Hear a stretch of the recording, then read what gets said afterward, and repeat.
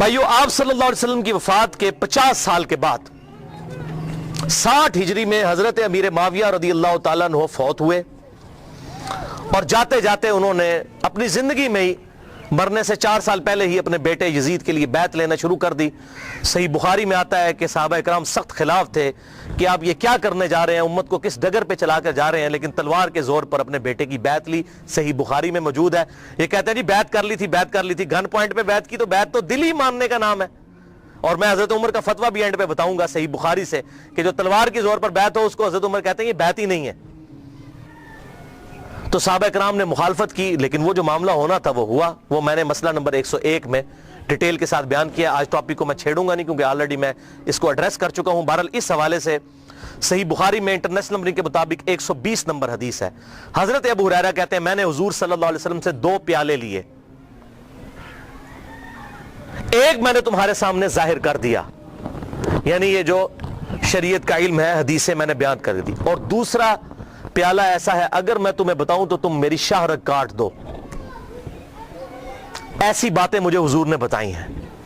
وہ کیا باتیں تھی؟ وہ صحیح بخاری کے اندر ہی انٹرنیشنل نمبر کے مطابق 3605 نمبر حدیث ہے۔ حضرت ابو ہریرہ کہتے ہیں کہ مجھے حضور صلی اللہ علیہ وسلم نے بنو قریش، بنو امیہ کے لونڈوں کے ان لڑکوں کے نام بتائے ہیں، ان کے ماں باپ اور قبیلوں کے نام تک بتا دیے ہیں جن کے ہاتھوں اس امت کی تباہی ہونے والی ہے، اور میں چاہوں تو ان کے نام، ان کے ماں باپ کے نام بھی بتا سکتا ہوں۔ جیسے حضرت حذیفہ ابن یمان کو حضور صلی اللہ علیہ وسلم نے منافقین کے نام بتائے تھے، حضرت ابو ہریرہ کو ان لوگوں کے نام بتا دیے تھے جن کے ہاتھوں امت کی تباہی ہونے والی تھی، بنو امیہ کے وہ لڑکے۔ حتیٰ کہ اسی حدیث کے تحت فتح الباری میں امام ابن حجر اسقلانی رحمہ اللہ المتوفی 852 ہجری وہ لکھتے ہیں، اور بڑی انہوں نے اسناد مختلف کتابوں سے، المصنف ابن ابی شیبہ سے، باقی کتابوں سے جمع کی کہ حضرت ابو ہریرہ یہ دعا کیا کرتے تھے، اے اللہ مجھے 60 ہجری تک باقی نہ رکھنا اور لڑکوں کی حکومت سے پہلے موت دینا۔ 59 ہجری میں حضرت ابو ہریرہ فوت ہو گئے، اور 60 ہجری میں یزید ابن معاویہ تخت نشین ہوا۔ اور اس پہ ایک مرفوع حدیث ہے انٹرنیشنل نمبر کے مطابق مسند امام احمد میں 8302 اور مشکات میں بھی 3716 کہ آپ صلی اللہ علیہ وسلم نے فرمایا 70 کی دہائی کے آغاز سے اللہ کی پناہ طلب کرو اور نوجوان لڑکوں کی حکومت سے اللہ کی پناہ طلب کرو۔ 70 کی دہائی کا آغاز یعنی 61 ہجری، اور واقعہ کربلا 61 ہجری میں ہوا ہے۔ تو آپ صلی اللہ علیہ وسلم نے اپنی امت کو اس حوالے سے خبریں دی تھیں کہ آپ صلی اللہ علیہ وسلم کی وفات کے بعد امت کے ساتھ کیا سلوک ہونے والا ہے۔ تو اس کے ظلم کی داستان بہت طویل ہے، یہاں پر میں اس کے 3 بڑے بڑے سیاہ کارنامے ذکر کروں گا احادیث کی کتابوں سے، تاریخ نہیں۔ اگر تاریخ میں نے بتایا تاریخ میں اگر 10 باتیں یزید کے حق میں ہیں نا تو 1000 اس کے خلاف ہیں، لیکن کیا کرتے ہیں یہ حکومتی ملے، وہ چند ایک باتیں نقل کر کے تو پھر دفاع کرنے کا کوشش کرتے ہیں، اور پھر کتابوں پہ پابندی لگ جاتی ہے۔ وہ جو جھوٹی کتاب صلاح الدین یوسف صاحب نے لکھی، وہ گورنمنٹ نے پابندی لگا دی، کوئی حدیث نقل نہیں کی ہے، بلکہ ساری تاریخی روایتیں نقل کی ہیں، اور وہیں پر لکھا ہوا ہے کہ یزید کی فوجوں نے واقعہ ہرہ میں 1000 صحابیات اور تابعیات کے ساتھ زنا کیا، اور وہ حاملہ ہو گئیں، اور 3 دن تک مسجد نبوی میں گھوڑے باندھ کر رکھے، اور مسجد نبوی میں نماز نہیں ہوئی ہے، لیکن صلاح الدین یوسف صاحب کی رگ نہیں پھٹکی کہ میں یہ حق لوگوں کو بتاؤں ابن کثیر سے۔ اس ابن کثیر سے اپنی مطلب کی باتیں نقل کی، وہ بتا رہا ہوں 10 باتیں نقل کی، 1000 اس کے خلاف لکھی ہوئی ہیں، لیکن جب کوئی بندہ بے ایمانی پہ اتر آئے تو اس کا تو کوئی علاج نہیں ہے۔ لہذا میں تاریخ کو کرتا ہوں سائڈ پہ، میں صرف آپ کو احادیث سے حوالے دوں گا جس کے سامنے اب سارے خاموش ہو چکے ہیں۔ جب سے یہ میری یہ پمفلٹ آئے ہیں، یہ واقعہ کربلا کا حقیقی پس منظر 50 صحیح الاسناد احادیث کی روشنی میں، یہ والا پمفلٹ، اور یہ رافضیت، ناسبیت اور یزیدیت کا تحقیقی جائزہ، یہ پمفلٹ میں نے ڈاکٹر ذاکر نائک کے خلاف لکھا تھا، انگلش کے اندر بھی، اردو کے اندر بھی، اور ان کے ہم نے شاگرد پاکستان آئے، ان کے ہاتھ میں یہ پمفلٹ پکڑائے کہ خدا کے لیے کہ آپ یہ کون سی وہ امام غزالی کی لکھی ہوئی تاریخ بیان کر رہے ہیں، ابن تیمیہ کی لکھی ہوئی تاریخ بیان کر رہے ہیں، خدا کے لیے حدیث کی کتابیں پڑھیں، بخاری اور مسلم پڑھیں، یا تو بخاری اور مسلم کو غلط کہتے ہیں منکرین حدیث بن جائے۔ یہ تاریخیں تو حکمرانوں نے لکھوائی ہوئی ہیں، با با ملاحظہ ہوشیار لکھو ہم بڑے سخی تھے، ہم یہ تھے وہ تھے، تاریخیں تو حکمرانوں کی لکھوائی ہوئی ہیں۔ حدیثیں ہیں، یہ ہیں ایماندار لوگ محدثین، یہ ہیں اصل اہل حدیث اہل سنت جنہوں نے حق بات امت کو بتائی، ان کو فالو کریں۔ تو دین جب محدثین سے لیا تو اس طرح کی باتیں محدثین سے لینی ہے، اتھینٹسٹی تو محدثین کی ہے نہ کہ ان لوگوں کی ہے۔ تو اس حوالے سے یہ بات آپ سمجھ لیجئے۔ 3 سیاہ کارنامے یزید کے۔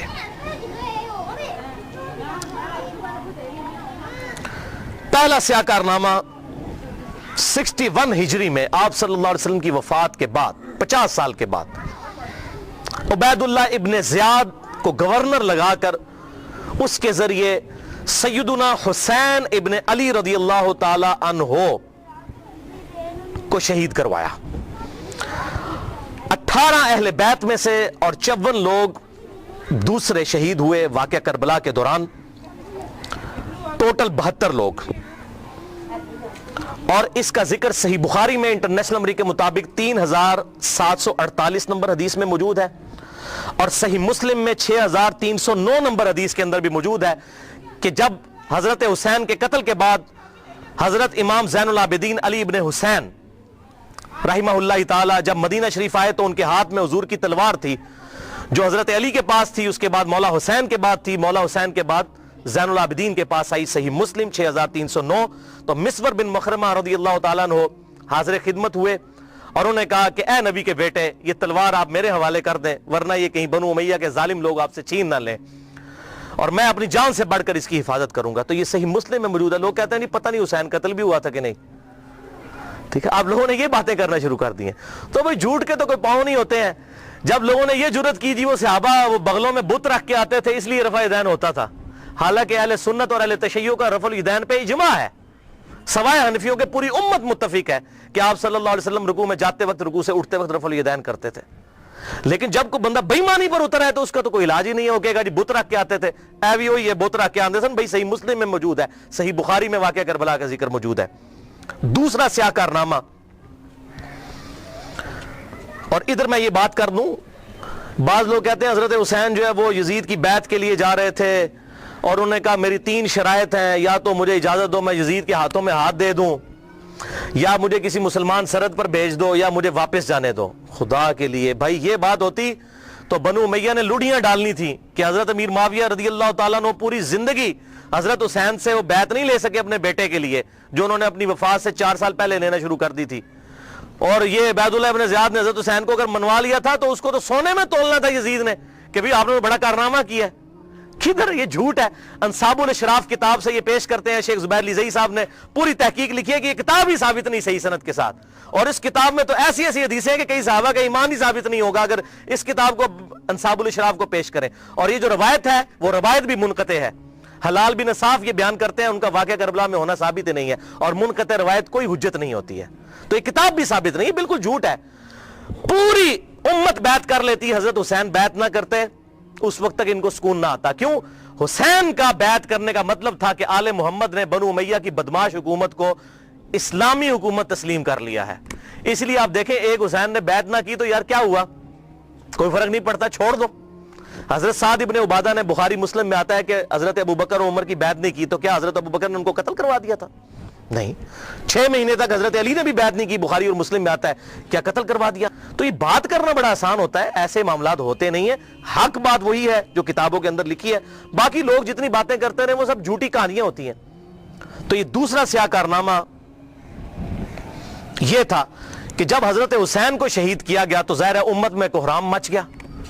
तो जिन लोगों ने तलवार के जोर पर बैत की हुई थी, दबे हुए थे, वो भी मैदान में उतरे। उन्होंने कहा कि हम यजीद इब्न मुआविया की बैत तोड़ के उसको फेंक देते हैं। सबसे पहले अहले मदीना ने बगावत की, और सही मुस्लिम में किताबुल इमारत चैप्टर में मौजूद है ये चीज, इमारत के बयान वाले चैप्टर में सही मुस्लिम के अंदर। और जब बैत तोड़ी तो जाहिर है कि फिर यजीद को गुस्सा आया, उसने फिर फौज अपनी भिजवाई और उसने अहले मदीना के ऊपर जो है वो चढ़ाई कर दी। 3 दिन तक मदीना तो रसूल को हलाल ठहरा लिया कि वो हजरत उस्मान गनी रदियल्लाहु ताला अन्हु जिन्होंने शहादत गवारा कर ली लेकिन मदीने में अपने दिफा में तलवार नहीं उठने दी कि मदीना तो रसूल में मेरी वजह से खून ना गिरे। इस यजीद जालिम शख्स ने मदीने पर हमला करवाया और कत्लेआम मुसलमानों का करवाया। सही बुखारी में कितनी हदीसें मैं उनके हवाले दे देता हूं। सही बुखारी में 2604, 2959, 4024, 4906 ये सही बुखारी में है। सहाबा का कत्लेआम करवाया। ये कहते हैं सहाबा के गुस्ताख, और जिन्होंने चमचे होने सब तो बड़े गुस्ताख ओ जे सहाबा दे जिन्होंने सहाबा नू कत्ल किया जे। गाली देना तो छोटा जुर्म है, कत्ल करवाना बड़ा जुर्म है। और गाली भी मैंने बता दिया उन्होंने शुरू करवाई हुई है। ये सारी बिदतें बनु उमैया की शुरू की हुई है, मेंबरों पर हजरत अली पर लानत करना। اور صحابہ کو قتل کرنا. اور صحیح مسلم میں 3339 3319 3323 سے لے کر 3333 تک یہ 15-20 احادیث ہیں جن کا لب لباب یہ ہے کہ آپ صلی اللہ علیہ وسلم نے ارشاد فرمایا جس نے اہل مدینہ کو ڈرایا, اہل مدینہ کو دھمکایا یا مدینہ میں بدعت کو جاری کیا, مدینے والوں پر ظلم کیا, اس پر اللہ کی لعنت, اللہ کے فرشتوں کی لعنت اور تمام لعنت کرنے والوں کی لعنت. کہتے ہیں یزید پر لعنت نہ کریں. ہم کسی کلمہ گو اہل قبلہ کے اوپر لعنت کے قائل نہیں ہیں. آپ صلی اللہ علیہ وسلم نے ہمیں منع کیا ہے, لیکن اس کا یہ مطلب نہیں کہ وہ لعنت کا اہل نہیں ہے. لعنت خود بخود ہو جائے گی. قرآن میں آیا لعنت اللہ علی الکاذبین, جھوٹوں پر اللہ کی لعنت. آپ میرے سامنے واضح جھوٹ بولیں, میں آپ کو لعنتی پھر بھی نہیں کہہ سکتا, حالانکہ آپ لعنت کے مستحق ہو رہے ہوں گے. جھوٹ بول کے خود بخود مستحق ہوں گے لعنت کے. اسی طریقے سے سورہ محمد کی آیت نمبر 22 اور 23 میں آتا ہے جو لوگ فساد فی الارض کرتے ہیں, زمین میں قتل ناحق کرتے ہیں, ان پر اللہ تعالیٰ کی لعنت ہوتی ہے. تو قرآن میں لعنت آئی ہے ظالموں کے اوپر, تو ہمیں تو بھیجنے کی ضرورت ہی نہیں. خود بخود جسے فٹ اسے گفٹ, جو ایسا کام کرے گا وہ خود لعنت کا مستحق ہو جائے گا. ہم کیوں لعنت بھیجیں, وہ خود بخود لعنت کے مستحق ہو گیا. وَلِعَاذُ بِاللَّهِ تَعَالَى. اور اسی واقعہ, اس کو واقعہ حرہ کہتے ہیں, جس میں اہل مدینہ کو لوٹا گیا. اور یہاں تک کہ حافظ ابن کثیر جو آخری درجے تک اہل شام کا دفاع کرتے ہیں, لیکن یہاں پر وہ بھی تڑپ اٹھے اور انہوں نے کہا کہ یہ یزید نے جو ظلم ڈھایا, 1000 صحابیات اور تابعیات بغیر شادی کے حاملہ ٹھہریں. زنا کیا یزید کی فوجوں نے, 3 دن تک مسجد نبوی میں گھوڑے باندھے, وہاں پر پیشاب کرتے رہے اور مسجد نبوی میں نماز نہیں ہوئی. اور حتیٰ کہ پھر حافظ ابن کثیر تڑپ اٹھے جب مختار سقفی نے 22,000 قاتلین حسین کو ایک ایک لسٹ بنا کر قتل کیا, تو ابن کثیر کہتے ہیں کہ اس نے مسلمانوں کے دل ٹھنڈے کر دیے. ایک تو توابون کھڑے ہوئے 4000 کے قریب, لیکن وہ عبید اللہ ابن زیاد کا مقابلہ نہیں کر سکے. بعد میں مختار سقفی نے جس طریقے سے ان کو قتل کیا جو حضرت حسین کے خلاف کھڑے ہوئے تھے, اور آپ دیکھیں اس کا سرغنہ کون تھا, عمر ابن سعد ابن ابی وقاص, جنتی صحابی کا بیٹا. حضرت نوح علیہ السلام پیغمبر سے بیٹا کیا نکلا, کافر. کہتے نہیں صحابہ کی اولاد, او بھئی نبی کی اولاد سے بڑھ کر کون ہو سکتا ہے, حضرت نوح کا بیٹا کافر. تو اس کی وجہ سے حضرت نوح کو تو کوئی لعن طعن نہیں کر سکتا. اسی طریقے سے عمر ابن سعد ابن ابی وقاص جنتی صحابی ہیں. ایک مجلس میں جن 10 صحابہ کو بشارت ملی ان میں یہ بھی شامل ہیں, اور آخری وقت تک یہ حق کی آواز بلند کرتے رہے الحمدللہ. اب سعد ابن ابی وقاص میں صرف بیان کروں کس طرح وہ حضرت علی کے فضائل امیر معاویہ کے دور میں بیان کرتے تھے اور ڈنکے کی چوٹ پہ کرتے تھے, اور جو لوگ حضرت علی پر لعنت کرتے تھے ان کے وہ خلاف کھڑے ہوتے تھے. یہ پورا ایک ٹاپک ہے بخاری اور مسلم کے اندر, جو کبھی ٹائم ملا تو میں انشاءاللہ بیان کروں گا. لیکن بیٹا آگے دیکھیں کیا نکلا. اسی واقعہ حرہ پر امام احمد بن حنبل رحمۃ اللہ علیہ کا قول صحیح سند کے ساتھ اسی ابن جوزی کی کتاب میں موجود ہے, صفحہ نمبر 40 پہ, جو عربی میں نسخہ ہے, اردو میں آپ کو مل جائے گا. یہ امام احمد بن حنبل سے ان کے شاگرد نے پوچھا یزید ابن معاویہ کے بارے میں کہ کیا آپ یزید ابن معاویہ کے بارے میں آپ کا کیا خیال ہے. یہ اب میں آپ کو بتانے لگوں کہ اہل حدیث کا کیا موقف تھا. سب سے بڑے اہل حدیث اہل سنت امام احمد بن حنبل المتوفا 241 ہجری, جو اہل سنت کے بڑے ائمہ ہیں, بخاری اور مسلم کے استاد ہیں. اور وہ کیا کہہ رہے ہیں, آپ حدیث میں کس کو لیتے ہیں کہ جی کس راوی پر بحث کرنی ہے, آپ کہتے ہیں یہ فلاں محدث اس کو ضعیف کہتا ہے. اب یہ سب سے بڑا امام اہل سنت کا کیا کہہ رہا ہے, وہ کہتے ہیں کہ یزید وہی ہے جس نے مدینے والوں کے ساتھ وہ کرتوت کیے جو اس نے کیے. شاگرد نے پوچھا یزید نے کیا کیا تھا. احمد بن حنبل نے فرمایا اس نے مدینے والوں کو لوٹا تھا. شاگرد نے پوچھا کیا ہم یزید سے حدیث بیان کر سکتے ہیں. احمد بن حنبل نے فرمایا یزید سے حدیث مت بیان کرو, اور کسی کے لیے یہ حلال ہی نہیں ہے کہ وہ یزید سے ایک حدیث بھی بیان کرے. پھر شاگرد نے پوچھا کہ جب یزید نے یہ حرکتیں کی تھیں تو کن لوگوں نے یزید کا ساتھ دیا تھا. تو احمد بن حنبل نے فرمایا اہل شام نے, یہ شامیوں نے یہ غلط کام کیا تھا جو یزید کے ساتھ مل کر اہل بیت کے ساتھ اور اہل مدینہ کے ساتھ ظلم ان پر ڈھایا تھا. یہ دوسرا کارنامہ. اور تیسرا سیاہ کارنامہ 64 ہجری میں اسی دوران حضرت عبداللہ ابن زبیر رضی اللہ تعالیٰ عنہ, یہ وہ صحابی ہیں جن کے بارے میں صحیح بخاری میں آتا ہے, جب مسلمان ہجرت کر کے مدینہ شریف آئے تو یہودیوں نے کہا ہم نے مسلمانوں پر بندش کر دی ہے, ان کے گھر اب اولاد نہیں ہوگی. تو سب سے پہلے بیٹا پیدا ہوا حضرت ابو بکر کا نواسا عبداللہ ابن زبیر. حضرت عائشہ کی جو بہن تھی اسما بنت ابی بکر, ان کا بیٹا عبداللہ ابن زبیر. اور حضور نے اپنے مبارک ہاتھوں سے ان کو گٹی دی تھی کھجور چبا کر, صحیح بخاری میں آتا ہے. یہ وہ ہیں عبداللہ ابن زبیر صحابی. یہ بھی حضرت حسین کی طرح جن چند بڑے لوگوں نے بیعت نہیں کی، کون کون تھے ان میں؟ حضرت حسین ابن علی، علی کا بیٹا، حضرت عباس کا بیٹا عبداللہ ابن عباس، ابو بکر کا بیٹا عبد الرحمن بن ابی بکر، اور زبیر کا بیٹا ابن زبیر، عبداللہ ابن زبیر۔ تو یہ نمائندہ شخصیات ہی سامنے آتی ہیں نا۔ مجھے بتائیں، آج اگر زرداری اور نواز شریف مل کے عمران خان کی بیعت کر لیں تو کیا یہ دو بندوں کی بیعت ہوگی؟ پوری پارٹی کی۔ یا عمران خان اور زرداری مل کے نواز شریف کی کر لیں، یا عمران خان اور نواز شریف مل کے زرداری کی بیعت کر لیں، تو کیا یہ دو بندوں کی بیعت ہوگی؟ پوری پارٹی کی۔ وہ کہتے ہیں نہیں سب نے بیعت کر لی تھی، اور بھائی نمائندہ شخصیات تو امت کی یہی تھی نا، باقی تو سارے بیچارے اسی طرح ہوتے ہیں۔ حسین تے نہیں روزانہ ماما جمنیاں، حسین بننا سوکھ ہے۔ آپ نے بخاری میں حضرت ابو ہریرہ کا قول سن لیا کہ وہ کہتے ہیں مجھے ڈر ہے میں ان لوگوں کے نام بتاؤں تو مجھے قتل کر دو، تو انہوں نے اپنی جان بچائی۔ جان بچانا بھی فرض ہے، لیکن اعلیٰ ترین درجہ یہ ہے جو صحیح مسلم میں حدیث ہے، انٹرنیشنل نمبر کے مطابق 177 نمبر حدیث صحیح مسلم کتاب الایمان میں، کہ برائی جب دیکھو تو ہاتھ سے روکو، ہاتھ سے نہیں روک سکتے زبان سے، نہیں تو کم از کم دل میں برا جانو، لیکن ذالک اضعف الایمان، یہ ایمان کا سب سے لوئسٹ درجہ ہے۔ تو حضرت حسین لوئسٹ درجے پر تو نہیں تھے بھائی، جس کے جینز پروفٹ کے جینز ہوں، جس کا بلڈ اور خون نبی کا خون ہو، وہ لوئسٹ درجے پر ایمان رکھے گا؟ وہ تو آگے بڑھ کر باطل کا مقابلہ کرے گا۔ یہی وجہ ہے کہ حضرت حسین جو ہیں انہوں کو یہ ٹائٹل ملنا تھا۔ اور یہ بھی آپ بات یاد رکھیں، حضرت حسین نے حضور کی زندگی میں کیا کارنامہ کیا ہے؟ 6.5 سال عمر تھی، حضور صلی اللہ علیہ وسلم کی وفات ہو گئی۔ کارنامہ کرنا تھا۔ اسلام تقوی کی بنیاد پہ کسی کو ٹائٹل دیتا ہے، ان اکرمکم عند اللہ اتقاکم۔ حضرت حسین نے کون سا کارنامہ کیا تھا؟ کارنامہ بھائی کرنا تھا۔ جنتی نوجوانوں کا ٹائٹل اس لیے ملا کہ انہوں نے وہ کام کرنا تھا کہ جب امت سو چکی ہوئی تھی انہوں نے امت کو جگایا، اور ایسی بھی امت جاگی کہ آج تک جب بھی کہیں پر ظلم ہوتا ہے حسین کی مثال پیش کی جاتی ہے۔ لوگ کہتے ہیں کیا ہوا جی، حسین کے ساتھ بھی تو 72 لوگ تھے نا، اگر ہم تھوڑے ہیں۔ سورہ نحل میں آیا کہ ابراہیم علیہ السلام اکیلے ہی پوری امت تھے۔ حق تھوڑا ہو، حق حق ہے، باطل باطل ہے، چاہے وہ کثرت میں کتنا ہی زیادہ ہو۔ ٹھیک ہے، تو یہ بات آپ سمجھیے اس حوالے سے۔ تو عبداللہ ابن زبیر نے بھی بغاوت کی، انہوں نے حجاز، مکہ، مدینہ اور پورے ایریے پر انہوں نے اپنی خلافت قائم کر لی، اور یزید صرف شام تک رہ گیا۔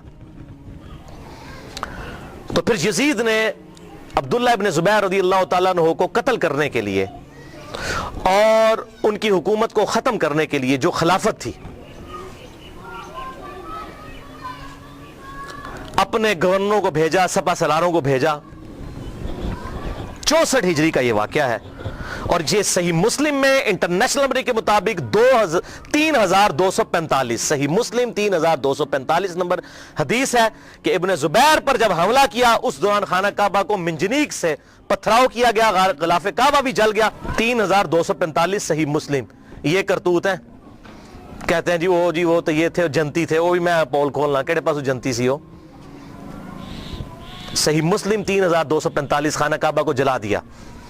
لیکن پھر اس دوران پہلے واقعہ کربلا، اس کے بعد واقعہ حرہ ہوا، اور پھر ابن زبیر پہ جب حملہ کیا اسی دوران یزید مر گیا 64 ہجری کے اندر۔ جب مرا تو پھر ابن زبیر نے اسی جنگ کے دوران وہ مر گیا، ابن زبیر نے کہا کہ جاؤ اپنے شیطان کی خبر لو، وہ مر گیا۔ تو پھر اس کی فوج تتر بتر ہو گئی۔ پھر 9 سال تک خلیفہ رہے اس پورے ایریے کے اوپر عبداللہ ابن زبیر۔ پھر جب عبد الملک بن مروان کے مرنے کے بعد بنا، اس نے پھر حجاج ابن یوسف کو بھیجا، پھر دوبارہ خانہ کعبہ پر حملہ ہوا، اور وہ بھی صحیح مسلم 6496 نمبر حدیث میں موجود ہے۔ پھر ابن زبیر کو حجاج ابن یوسف نے، جو اسی بنو امیہ کی باقیات تھی، اس نے قتل کر کے خانہ کعبے کے دروازے پہ ان کی لاش، صحابی رسول کی لاش لٹکائی 1 ہفتے تک کے لیے۔ صحیح مسلم 6496۔ ابن زبیر کو 74 ہجری کے اندر شہید کر دیا گیا۔ یہ بھی انہی کا کارنامہ تھا۔ اب یہاں پر میں کسی محدث کا فتویٰ، کسی محقق کا فتویٰ، کسی حکومتی ملے کا فتویٰ، کسی روزی روٹی چلانے والا دین سے اس کا فتویٰ نہیں، امیر المؤمنین سیدنا عمر ابن خطاب رضی اللہ تعالیٰ عنہ کا فتویٰ صحیح بخاری سے پیش کرنے لگا ہوں۔ انٹرنیشنل نمبر کے مطابق صحیح بخاری میں 6830، سیدنا عمر کا جب آخری حج تھا تو آپ کو کسی نے آ کر خبر دی، اس کے بعد آپ شہید ہو گئے، کہ لوگوں میں یہ چیما گوئیاں ہیں کہ جب عمر مر جائے گا تو ہم فلاں شخص کو اپنا خلیفہ بنا لیں گے، خود ہی چن لیں گے۔ اب یہ فلاں کون ہے اس کو تلاش کرنا، یہ فلاں کون تھا خلافت کا لالچی، یہ آپ کے لیے اسائنمنٹ ہے۔ فلاں شخص کی ہم بیعت کر لیں گے، حضرت عمر کو اتنا غصہ آیا کہ مسلمانوں کے مشورے کے بغیر. صحیح بخاری 6830 بڑی لمبی حدیث ہے. حضرت عمر فاروق رضی اللہ تعالیٰ ممبر پر چڑھے اور ابن عباس کہتے ہیں کہ میرا گھٹنا جو ہے نا وہ بالکل ممبر کے ساتھ ٹچ تھا جب میں نے یہ حضرت عمر کا خطبہ خود سنا. اور حضرت عمر اتنے غصے میں تھے, میں نے کہا کہ آج تو یہ, بلکہ صحیح بخاری اسی حدیث میں آتا ہے کہ عبد الرحمن بن عوف کہتے ہیں کہ آپ تو عرفات کے میدان میں خطبہ دینے لگے تو میں نے کہا امیر المومنین یہاں پر ہر طرح کے لوگ موجود ہیں, کوئی پڑھے لکھے ہیں کوئی ان پڑھ ہیں, تو آپ کی بات کا کوئی اور مطلب نہ لے لیں, آپ صبر کریں, مدینہ جا کے خطبہ دیں.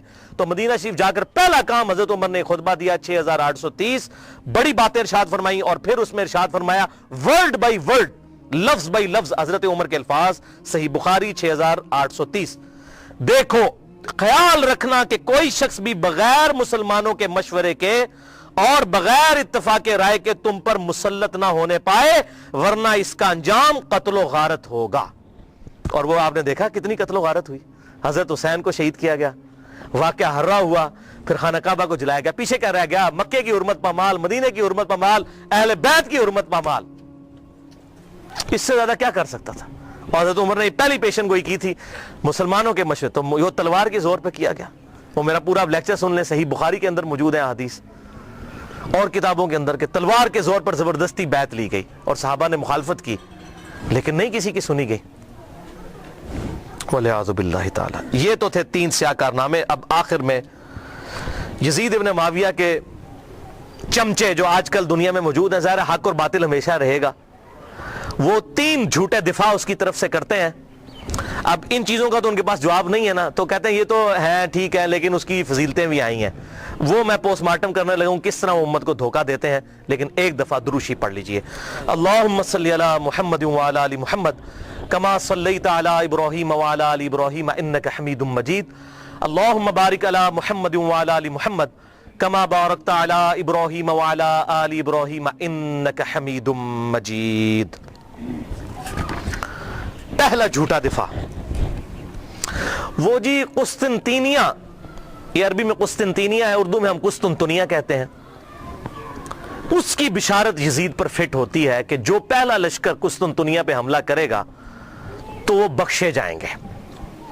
آج کل اس قسطنطینیہ کا نام ہے استنبول, ترکی کا شہر ہے, ترکی کا استنبول, بعد میں اس کا نام رکھا گیا. استنبول کا مطلب ہے اسلام ان اے بلک, اسلام کا گڑھ.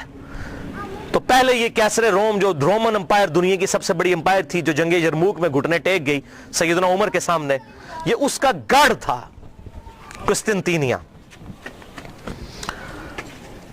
اب وہ حدیث سن لیں کس طریقے سے یہ دھوکہ دیتے ہیں. صحیح بخاری میں انٹرنیشنل نمبر کے مطابق 2924 نمبر حدیث ہے کہ آپ صلی اللہ علیہ وسلم نے ارشاد فرمایا میری امت کا پہلا لشکر جو کیسر روم کے شہر پر جنگ کے لیے جائے گا اللہ نے ان کی مغفرت کر دی ہے.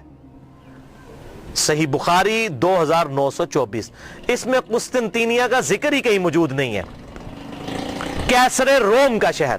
اور حضور صلی اللہ علیہ وسلم کے زمانے میں کیسر روم کا شہر جو تھا حمص تھا.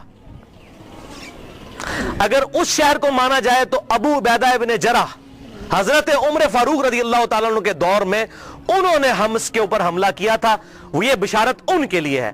یزید کی پیدائش سے بھی 20 سال پہلے کی بات, 15-20 سال پہلے کی. لیکن وہ کہتے ہیں جی حمص پہ حملہ کرنے سے پہلے کیسے روم وہاں سے بھاگ کے قسطنطنیہ میں چلا گیا تھا. ٹھیک ہے اسی تو اڑے پیچھے نسنے جناب, تو ہم چھڑ دے نہیں, چور نو گھر تک پہنچا کے آوانگے.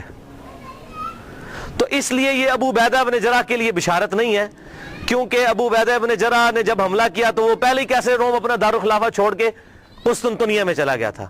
چلو the for the sake of argument agreed. تو اس میں ہے کہ امت کا پہلا لشکر جو قسطنطنیہ پہ حملہ کرے گا. اگر میں آپ کو کہوں کہ انڈیا اور پاکستان کی پہلی جنگ 1997 میں کارگل کی ہوئی ہے تو آپ مان لیں گے؟ نہیں, آپ کہیں گے جناب عقل کے ناخن لیں, 97 میں جنگ ضرور ہوئی تھی لیکن پہلی نہیں تھی. پہلی 1948 میں ہوئی, دوسری 1965 میں ہوئی, تیسری 1971 میں ہوئی, چوتھی کارگل میں ہوئی 1997 میں. اور اگر پاکستان اور انڈیا کی پہلی جنگ کی میں بات کر رہا ہوں تو آپ کو پتا ہوگا اس سے مراد 1948 ہے. 1997 اگر لیں گے تو میں کہوں گا آپ اپنے دماغ کا علاج کروائیں. تو یہاں پر بشارت ہے کہ پہلا لشکر جو حملہ کرے گا قسطنطینیہ کے اوپر, یا قسطنطنیہ ہم اردو میں کہتے ہیں, اس کے لیے ہے یہ بشارت. وہ پہلا لشکر کون سا تھا؟ اب اسی بخاری کے حدیث کے اندر آگے ایک اور حدیث آتی ہے صحیح بخاری کی, میں بعد میں بیان کرتا ہوں. سنن ابی داؤد میں انٹرنیشنل نمبرنگ کے مطابق 2512 نمبر حدیث ہے. ابو عمران تابعی کا بیان ہے کہ ہم قسطنطنیہ پر حملے کے لیے جب گئے, اس وقت ہمارے لشکر کے امیر عبد الرحمن بن خالد بن ولید تھے. خالد بن ولید رضی اللہ تعالیٰ عنہ کے بیٹے یہ ہمارے لشکر کے امیر تھے جب ہم نے قسطنطنیہ پر حملہ کیا. اور وہاں پر سیدنا ابو ایوب انصاری بھی ہمارے ساتھ موجود تھے, اور انہوں نے ہمیں ایک آیت کی تفسیر بھی سمجھائی. اور پھر سیدنا ابو ایوب انصاری رضی اللہ تعالیٰ عنہ قسطنطنیہ کے حملوں میں شریک ہوتے رہے حتیٰ کہ ایک حملے کے دوران وہ فوت ہو گئے اور وہیں پر دفن ہوئے. تو جس حملے میں حضرت ابو ایوب انصاری فوت ہوئے وہ حملہ پہلا ہوگا, یا جس میں وہ زندہ تھے وہ پہلا ہوگا؟ جس میں زندہ تھے اس لشکر کے امیر تھے عبد الرحمن بن خالد بن ولید. یہ کوئی تاریخ نہیں میں پڑھ رہا ہوں, سنن ابی داؤد 2512. اب بخاری سے وہ لیتے ہیں, حدیث اٹھاتے ہیں اور فٹ کرتے ہیں یزید پہ. وہ سن لیں, صحیح بخاری کتاب التہجد چیپٹر میں 1186 نمبر حدیث ہے کہ ابو ایوب انصاری موجود تھے قسطنطنیہ پہ حملے میں رضی اللہ تعالیٰ عنہ, اور اس وقت لشکر کا امیر یزید ابن معاویہ تھا. یہ 54 ہجری کی بات ہے, کیونکہ اس وقت امیر معاویہ مسلمانوں کے حاکم تھے, انہوں نے اپنے بیٹے کو لشکر کا امیر بنایا. یہ 54 ہجری کا واقعہ ہے. اور اسی حدیث میں موجود ہے ابو ایوب انصاری رضی اللہ تعالیٰ عنہ اسی حملے کے دوران جس میں امیر لشکر یزید تھا فوت ہو گئے. تو جس حملے میں وہ فوت ہوئے وہ لشکر پہلے ہے, یا جس میں وہ زندہ تھے اور حدیثیں بیان کرتے رہے وہ پہلے ہے؟ اور اس میں اس کے بعد کتنے حملے ہوئے؟ یہ بھائی یزید والا لشکر 7واں یا 8واں لشکر تھا, اور وہ جو میں نے پہلے بیان کیا وہ بھی پہلا نہیں تھا, وہ دوسرا تھا. پہلا لشکر جو یزید سے بہت پہلے 33 ہجری میں, جب ابھی یزید کی عمر 5-6 سال تھی, اس وقت پہلا لشکر حملہ آور ہوا, اور اس کا ذکر موجود ہے احادیث کی کتابوں کے اندر. وہ میں حوالہ بھی دے دیتا ہوں. یہاں پر میں ایک بات بتا دوں, قسطنطنیہ پھر فتح کسی سے بھی نہیں ہوا, نہ صحابہ سے, نہ تابعین, نہ تبع تابعین, نہ تبع تابعین. یہ جا کر تقریباً پھر 9ویں صدی کے اندر 800 سال کے بعد سلطان محمد فاتح نے قسطنطنیہ فتح کیا تھا, 900 سال کے بعد. تو فتح ان سے نہیں ہوا, لیکن بشارت پہلے حملہ کرنے والے کے لیے تھی, فتح کی اس میں گارنٹی نہیں تھی. تو اس حوالے سے ایک پوری بک ریسرچ پیپر آ چکا ہے. شیخ زبیر علی زئی رحمہ اللہ کے شاگرد ہیں, اس دور کے بہت بڑے محقق ہیں. ویسے شیخ زبیر علی زئی صاحب سے عمر میں بڑے ہیں, وہ میں ان سے ملا ہوں, پیور جینٹل مین ہے. ڈاکٹر ابو جابر عبداللہ دامانوی, یہ اہل حدیث میں بہت قدر کی نگاہ سے دیکھے جاتے ہیں, بہت بڑے محقق ہیں اسماء و رجال کی فیلڈ کے. اور یہ خود پہلے یزیدی پارٹی سے تعلق رکھتے تھے. انہوں نے خود اپنا واقعہ بھی لکھا کہ میں پکا یزیدی تھا, کیونکہ محمود احمد عباسی وہ ناسبی منکرین حدیث, اور فیض عالم صدیقی جو جیلم کا ناسبی تھا یزیدی منکرین حدیث, تو اس سے متاثر تھے.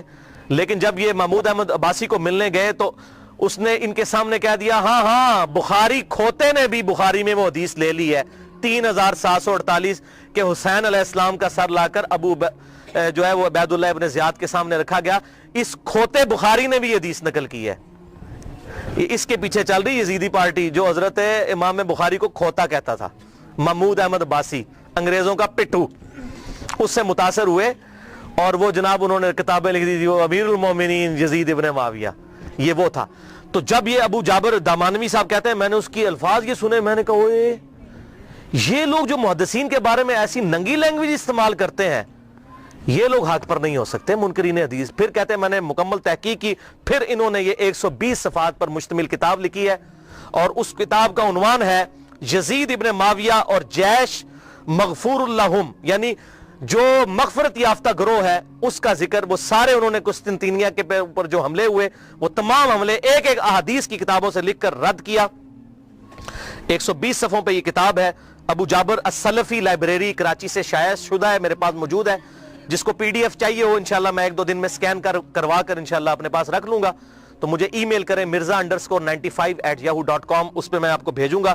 اس میں انہوں نے ٹروتھ ریویل کیا کہ نہ تو قسطنطنیہ پہ حملہ پہلا یزید نے کیا اور نہ ان کے والد معاویہ بن ابی سفیان رضی اللہ تعالیٰ عنہ نے کیا، بلکہ سب سے پہلا حملہ قسطنطنیہ پہ جس شخص نے کیا وہ حضرت عبداللہ ابن زبیر کے بھائی تھے، منذر بن زبیر رحمہ اللہ، جو حضرت زبیر عشرہ مبشرہ کے بیٹے تھے. 33 ہجری میں انہوں نے یہ حملہ کیا، اور اس کا ذکر مسند امام احمد میں، مصنف عبد الرزاق میں، سنن نبی داؤد میں اور سنن طبرانی میں صحیح سند کے ساتھ موجود ہے. وہ ساری احادیث انہوں نے اس کتاب کے اندر جمع کی الحمدللہ. لہذا یہ بالکل جھوٹ بولتے ہیں کہ جی وہ بشارت اس پہ فٹ ہوتی ہے، اس پہ فٹ ہی نہیں ہوتی، کسی اعتبار سے فٹ نہیں ہوتی. اور یہی وجہ ہے کہ ڈاکٹر ذاکر نائک نے جب فٹ کی، اس سے سوال پوچھا گیا، وہ کہتا ہے جی امام غزالی نے لکھا ہے. ویسے آپ کہتے ہیں قرآن اور صحیح حدیث، تو امام غزالی کا کیا لینا دینا قرآن اور صحیح حدیث؟ امام غزالی تو آپ کے نزدیک صوفی ہیں، آپ صوفیوں کو تو ویسے ہی نہیں مانتے. تو صحیح سند سے بات کریں، احادیث کی کتابوں میں کیا لکھا ہوا ہے. امام غزالی تو تعصب کا شکار ہو چکے تھے. انہوں نے تو یہاں تک لکھا احیاء العلوم میں کہ واقعہ کربلا بیان نہ کرو، بڑی بڑی ہستیوں کے نام بیچ میں آ جائیں گے، واقعہ کربلا بیان کرنا حرام ہے. تو اس پہ میں ایک ہی جملہ بولوں گا کہ چور کی داڑھی میں تنکا. اگر ہم اہل سنت اپنے آپ کو صحیح المنہج سمجھتے ہیں تو واقعہ کربلا بیان کرے، اور جو حق ہے وہ بیان کرے. حضور صلی اللہ علیہ وسلم تو اس واقعے سے پہلے بیان کر رہے ہیں، اس واقعے کے بعد صحابہ اکرام کو خواب میں آ رہے ہیں اور غمگین ہیں، اور آپ کہہ رہے ہیں بیان نہ کریں. اور قرآن اور صحیح احادیث کیا کہہ رہی ہیں، امام بخاری کیا کہہ رہے ہیں، امام مسلم کیا کہہ رہے ہیں، امام داؤد کیا کہہ رہے ہیں. حق واضح ہو. اب مجھے بتائیے اہل حدیث کا شاید ہی کوئی پلیٹ فارم ہو جس پر یہ حدیث ترمذی کی بیان نہ ہوتی ہو کہ جب حضرت عمر نے حج تمتع پر پابندی لگا دی تھی تو عبداللہ بن عمر نے کہا کہ میرے باپ پہ شریعت تو نازل نہیں ہوئی ہے. تو معاذ اللہ اس کا کیا مطلب ہے کہ ہم حضرت عمر کی توہین کر رہے ہوتے ہیں؟ نہیں. اسی طریقے سے اگر محدثین نے حضرت امیر معاویہ رضی اللہ تعالیٰ عنہ کی غلطیوں کا بیان بخاری مسلم میں کر دیا، ترمذی میں، ابو داؤد، نسائی، ابن ماجہ میں، تو ان کا مقصد توہین کرنا نہیں تھا، حق بتانا تھا. اور اگر ہم بیان کرتے ہیں تو یہ بھی مقصد یہی ہے. احترام اپنی جگہ رہے گا، لعنت نہیں کریں گے. غلطی غلطی ہے، غلطی کو غلطی کہنا یہ حق اور باطل میں تمیز کے لیے ضروری ہے، ورنہ تو دین کا جنازہ نکل جائے گا. حضرت آدم علیہ السلام کی اللہ نے 7 دفعہ غلطی بیان کی، کیا ان کی توہین کی؟ نہیں. بلکہ اس لیے سورہ اعراف میں اے اولاد آدم دیکھنا تمہارے باپ کو جس طرح ورگلا دیا تھا شیطان نے ماں باپ کو، تمہیں ورگلانا دے. اس لیے ہم قصہ آدم اور ابلیس بیان کرتے ہیں. اسی طریقے سے اگر خلافت کا نظام قائم ہونا ہے اور امام محمد مہدی رضی اللہ تعالیٰ عنہ کی خلافت کو لبیک کہنا ہے مسلمانوں نے، تو اس کے لیے یہ سارے حقائق پتہ ہونے چاہیے.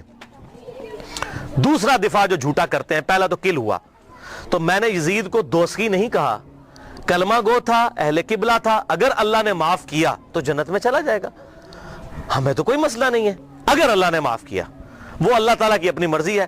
ایک گناہ کے بارے میں اللہ تعالیٰ نے واضح کہا ان اللہ لا یغفر ان یشرک بہ ویغفر ما دون ذلک لمن یشاء. اوپن لائسنس نہیں، اللہ شرک کو معاف نہیں کرے گا، اس کے علاوہ جو گناہ چاہے گا معاف کر دے گا، لیکن جس کے لیے چاہے گا. اگر اللہ چاہے تو معاف نہ بھی کرے، یہ اللہ کی اپنی مرضی ہے. آپ اوپن لائسنس کسی کو نہیں دے سکتے. لمن یشاء، جس کے لیے چاہے گا. اللہ کو دعا سے منوا نہیں سکتا، سیدھی سی بات ہے.